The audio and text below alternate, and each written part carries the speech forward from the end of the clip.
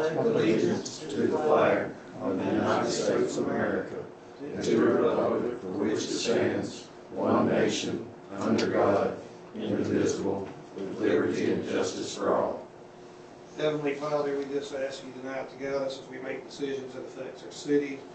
We just ask you to be with our first responders and our service members that are overseas, and also provide comfort for the families of the Mayor Lyman and Chief Ramsey. In your name we pray, amen.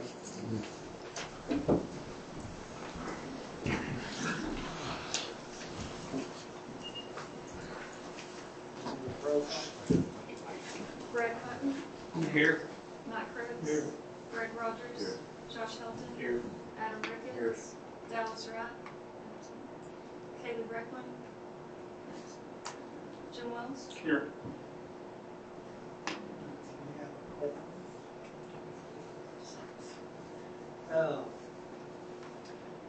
Approval July 20 council meeting minutes. Motion. I'll second. All in favor? Aye.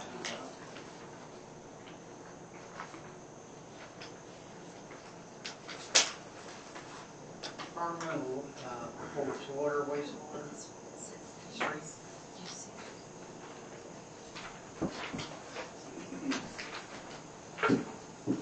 Okay, the July readings, the total water purchase from Southwest is 9,002,000 gallons, 431, with an average of 294.01. The North Plant treatment is 6,807,770, with an average of 219,605. The Benton sewer flow was 2,772,600. I talked to Lee with the Transite grant today. She put RFQ notification this past Sunday, and it'll be in this next Sunday's. And then I called Eric to make sure that he would get her the budget so we could start moving after that. Now, I still haven't heard anything on the TAP grant. Any questions? Thank you, Nancy. Joyce?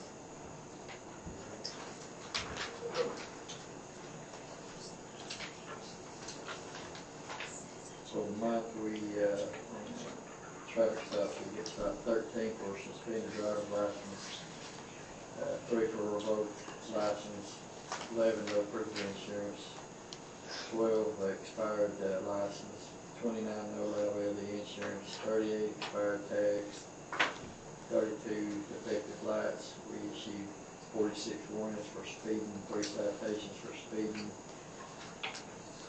Wrote 73 citations for the month, 215 warnings, served 11 warrants, total 300 calls. There's several little singles that we had in there. That's the highlight of what we did. Any questions? Thank you, Eddie. Fire and rescue. Well, for the month of July, we had 24 rescues, 11 fires, brings us to 252 runs here to date. We had a little bit of equipment repair, had to replace the batteries in brush tube and a water pump on one of our boats. Had 52 man hours of training, and also a note here, we assisted with that hotel fire in Bryant. They had several departments across the county, and we were one that assisted with that. Question? Thank you, Chief. Wasn't a planning commission meeting this month, code enforcement. I'd like to introduce Terry Hicks, he's our new code enforcement officer. I just started actually this week. I do have a few things that I took care of and started looking at this week. So, trying to catch up on what was started already with the notes that we had.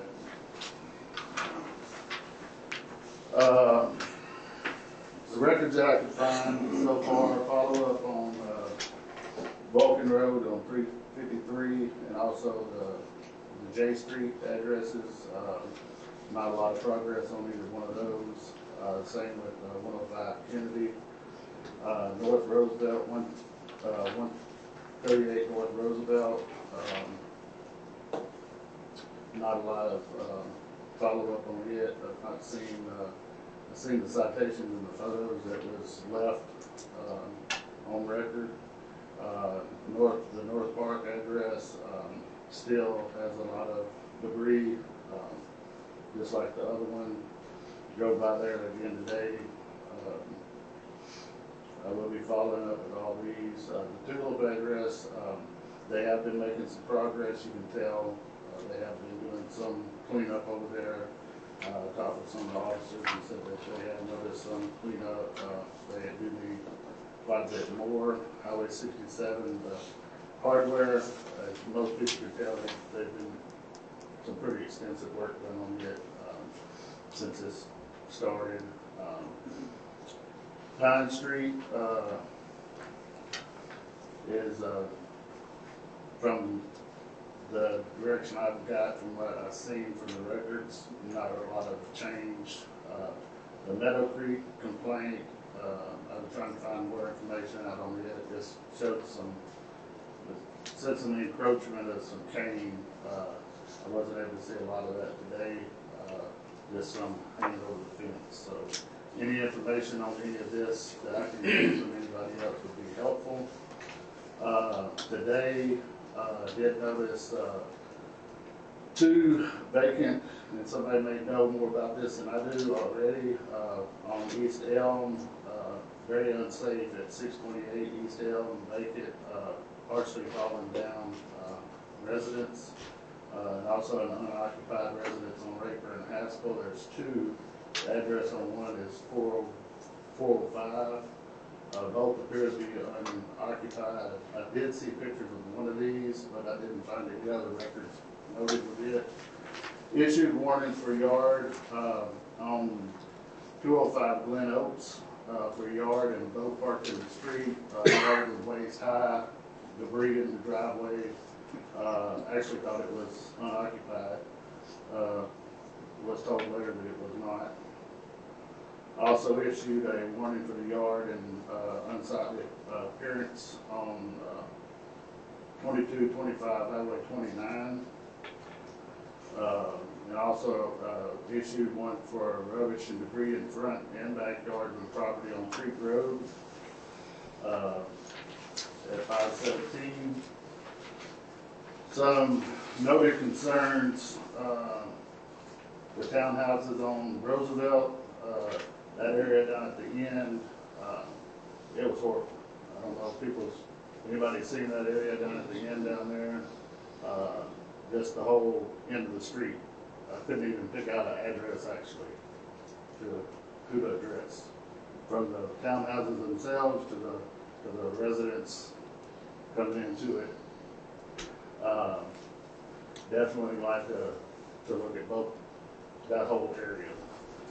And also a residence on the corner of Camille and Parker. I'm not sure if it's vacant or not. It's on the corner street there, very overgrown. Looks like maybe a mobile home in there. From there back, that whole corner, I couldn't tell if anybody actually lived there or not. So I'm trying to get more information on the actual residence, which is occupied and not.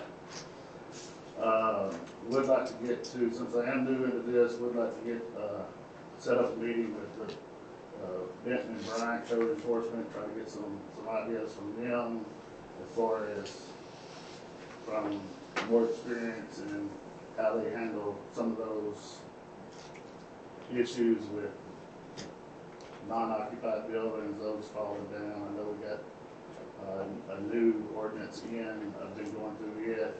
I know there's some verbiage in there that still reads from some of the language from where we adopted that from. Also looking at, I'd like to develop a system of being able to follow up with those procedures. Some way of tracking, being able to track these cases instead of just pass it along. We have officers issue something or I issue something and just being able to track that. And also looking at what the city's top agendas would be for items that they'd like to address first. That's all I have, unless anybody has any questions. Any of these addresses, the burnout house? The burnout house, yes, sir, there, the one on, 249? yes, I did stop by there and look at it. I know that one there, there's not been anything done on it. I found a couple of, notes in the file that they had that had multiple attempts to locate, and some mail had been sent to them. I'm gonna try to contact and see if anything has come from that. And same thing on the, trailer, over off of, I just went blank. Off of Grand over there, the burnt trailer, there's one that burnt. They made a couple of attempts on it. It's on On Pine Street, yes. And I know there's some documentation of where they sent some letters, but that's all the information I was able to gather from past records that I got. I think they refused, they sent it certified and they would accept them. I think I got them over there. Okay. We're glad to have you on board. I'm glad to be here. Thank you, Mr. Hicks. All right, no unfinished business, on to new business, unfinished business. Monthly income expense statement for July.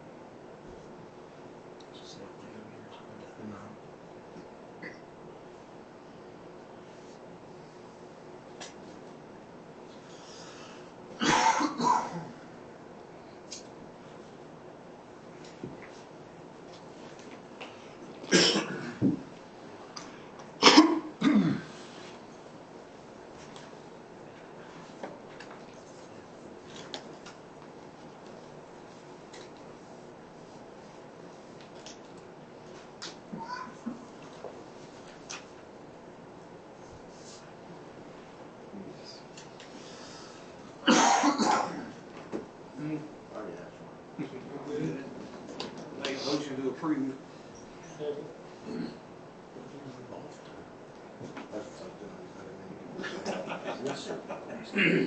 Brad Coombs, Yes. Matt Cribs, Good. Craig Rogers, Yes. Josh Shelton, Yes. Adam Ricketts, Jim Wells. Yes.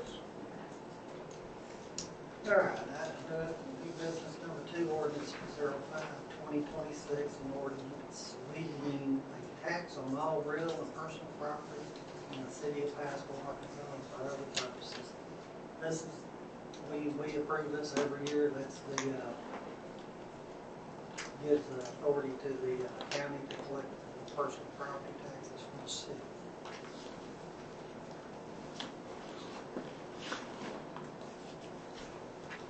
We do it every year, make a motion to approve. Or first reading, everybody will I'll say. Hearing on Brad Coombs, Yes. Matt Cribs, it. Yes. Greg Rogers, Yes. Josh Shelton, Yes. Adam Ricketts, Jim Wells. Yes.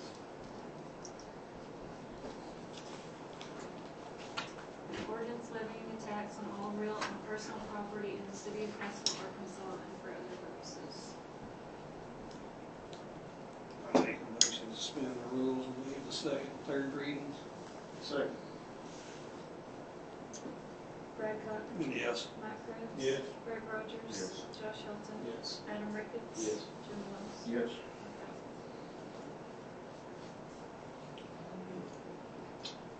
It's a motion to pass the ordinance. Second. Brad Cox, Yes. Mike Cruz. Yes. Greg Rogers. Yes. Josh Hilton. Yes. Adam Ricketts. Yes. Jim Wells. Yes.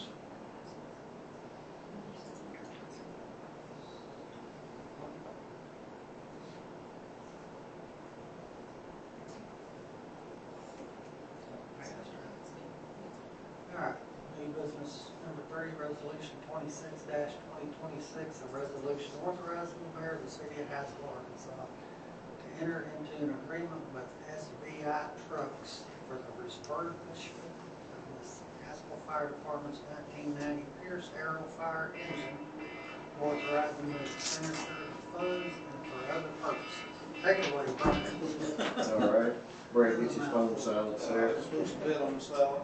We've got one of our engines in there, and as the mayor said, it's a 1990 Pierce, so we're approaching 37 years old on this apparatus. And we looked at two options: to replace it with an engine similar to it, which would be similar to the one we bought back in 2013. Right now, the price on those is running between $800,000 and $1 million, probably closer to $1 million. So we looked at the refurbishment. We got looked at two companies, SBI and Siddons Martin. SBI was the low for 444, 663. The second bid was 462, 864. So I felt like we got pretty good bids because they were pretty tight there, and we worked hard to make sure we were comparing apples and apples. What the refurb will do, it'll bring the truck basically back up to new conditions. We don't need, other than just service, the engine's in good shape and the transmission, but it'll get, and these are a few of the things, there's a complete list on y'all's agenda there, but new radiator, gonna completely go through the brakes on it, all new brake lines, brake shoes, brake drums, everything. Completely go through the pumps, so we'll have a new pump, including the valves and all the gauges when they're finished. Big thing here is the electrical system on it. We're having a lot of issues. Like right now, we've got several lights that won't work on. We were out on a run Saturday and they just quit working. So they'll pull all that wiring out that's in the body, put new electrical wire in it, and then all new LED lights. We'll add air conditioning to it. This truck does not have air conditioning, and on a day like today, after you've been on the fire for a while and get back in, it's pretty tough coming back. But and then they'll go ahead and strip down. It's got a few places of corrosion and fix that and do a new paint job. And we feel like once that's done, this apparatus should last the city another 20, 25 years. For SBI, their warranty is 1 year parts and labor and then 5 years on the paint. And this is our last big apparatus to really get up to standards, other than our two brush trucks, which are older by design. We don't want a new brush truck to drive out through the woods and stuff. This is the last big piece of equipment we've got at the fire department to kind of get back up to standards. And if we pass a resolution that we can get it on the list to start the refurb in the spring of 2027, they said it'll take about 8 months. So we're looking at, fall, late fall probably for 2027 for it to be complete, and that's when we'll have to pay for it. So with our current fund balances and the revenue we'll bring in between now and the fall of 2027, I think we'll be able to pay for it totally without having to go to the bank. I did talk to the bank. They said if we need, 100, 150, 200,000 on it, that's not a problem. They would finance it, but I don't think we're going to have to finance it. But I've gone through our finances, and we should have no problem unless there's some kind of a major disaster between now and then. Because we'll get another almost $80,000 in Act 833 between now and the time we'd have to pay for it. So, in SBI, they're located in Fort Collins, Colorado. They started building fire trucks back in 1971, so it's not a new company. And they started their refurbishment division in 1985. And this has become very popular right now with the price. As I mentioned, new trucks anywhere from $800,000 to $1 million.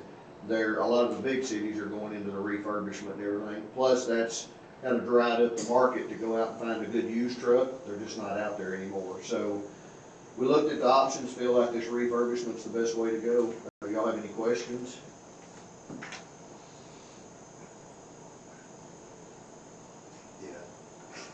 Go ahead. Go ahead. It's just, of course, I'm keen on the finance line. Section 4 of the resolution. That's awfully broad. So if we pass this resolution, what the city council is saying is that the mayor and the treasurer can take money from anywhere they need to authorize this payment. Yeah, and I can tell you where we're gonna pay for it from. If you, I mean, right now, in our sales tax balance, we have $430,000 in there, and we have $46,000 in our fire savings fund. But again, we'll add $80,000 to that for Act 833 between now and this time. So we'll have somewhere around $550,000 in our account balances. So, And that's why I'm glad you clarified that. I just don't like the language. and the other thing I want to say is, with that, once we make the payment, we won't be broke. We'll still, I want to keep enough money in there where if an engine in a truck goes down or a pump, we still have money to take care of that, or, you know, something like that happens. So it won't deplete our funds down to zero. So, but I'm not sure on that. So could we change it to say they were taking it from the fund? You know, Brian's pretty good with his money, his budget, and the only other fund that they can actually take it from is the general fund. We can't take it out of sewer or water or streets or anything. So could we change it to say that take it out?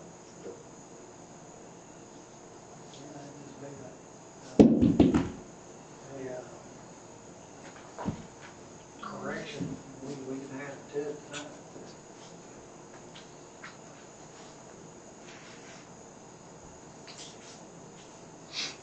And then on section 5, now I know what you want to get. What is material change we have to come back to the city council?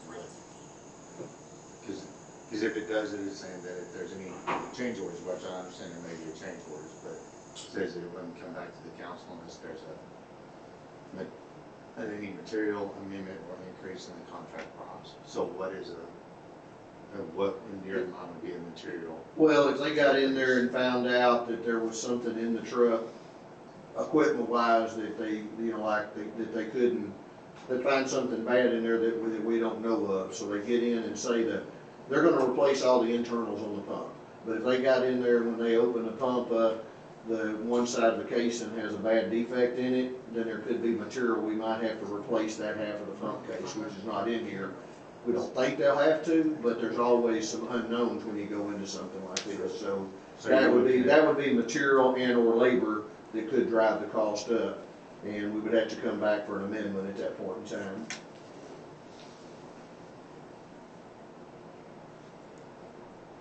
Does that answer your question? It'd have to be over 20,000. Because what is the threshold that it becomes material? 20. 20,000 is what they're saying. Anything above 20,000, you don't have to approve. But even if it's they still have to, if there's anything above this 444 number, they have to come back from us for approval. The mayor has the authority up to 20,000. If it's more than that, it would have to come back to the council.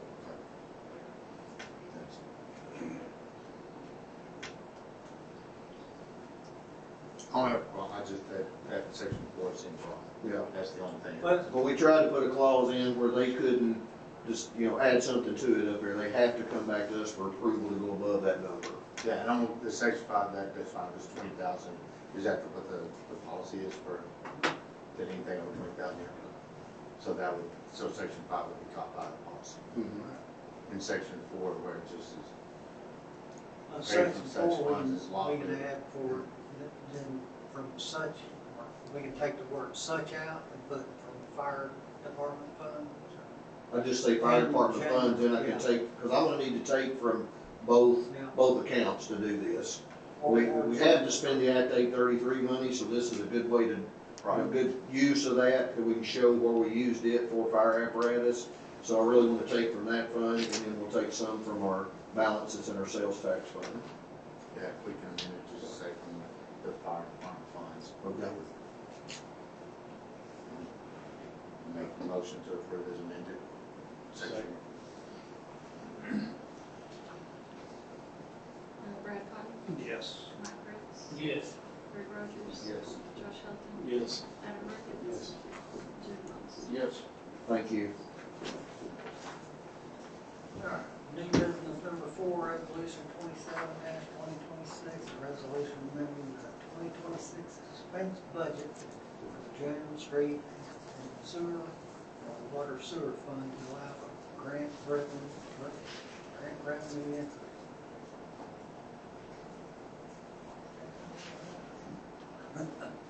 So, we talked about this last month, about correcting the shortfalls in the budget.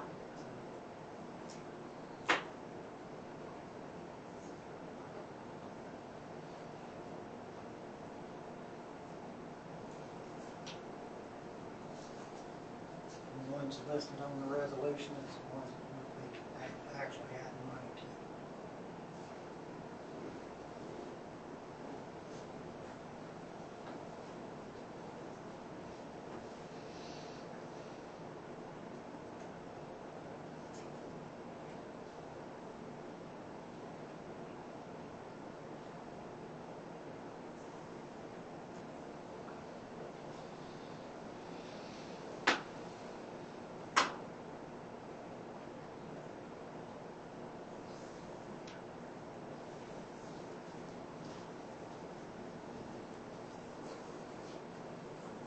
Make motion approved. Second. Brad Cotton, Yes. Mike Brooks, Yes. Greg Rogers. Yes. Josh Helton, Yes. Adam Ricketts. Jim Moss. Yes.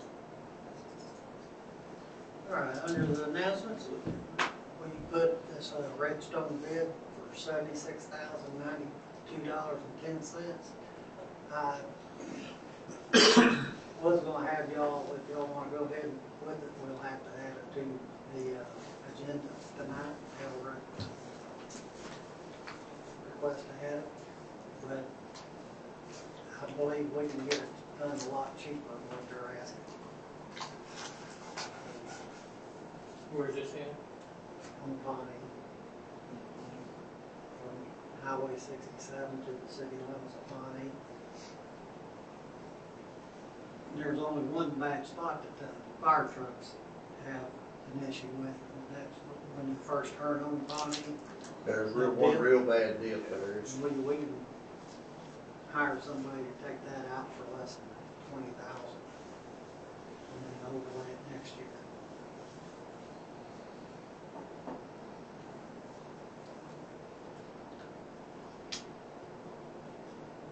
Actually, Mountain View cutoff's worse than it. Yeah, it is.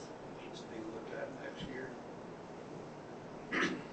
So if y'all don't want to add it to the agenda, we're going to keep on flying on through here, all right? What are they looking at on cost wise of the other, just fix it? One place it's bad.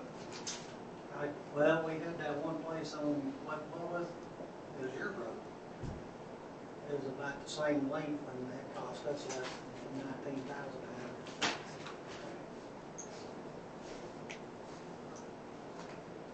Redstone get through with this other.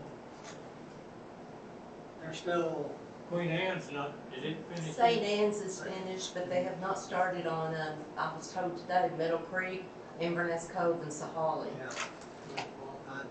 Where they went, I have no clue.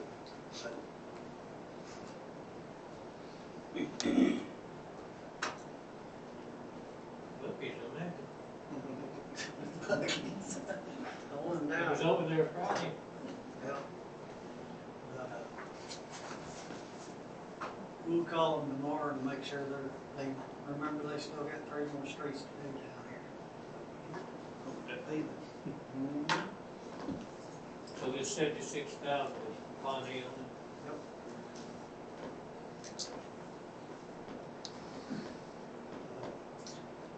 So if I don't hear a motion motion to put it on the agenda for going to public comments. Anybody with public comments? No? I hear an adjournment. Yeah. Motion adjourned. I second.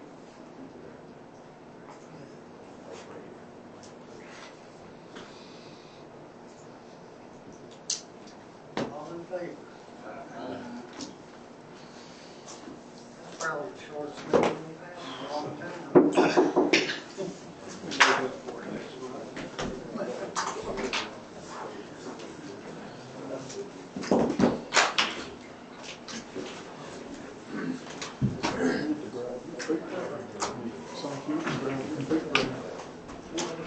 You got no feet left, it's first week.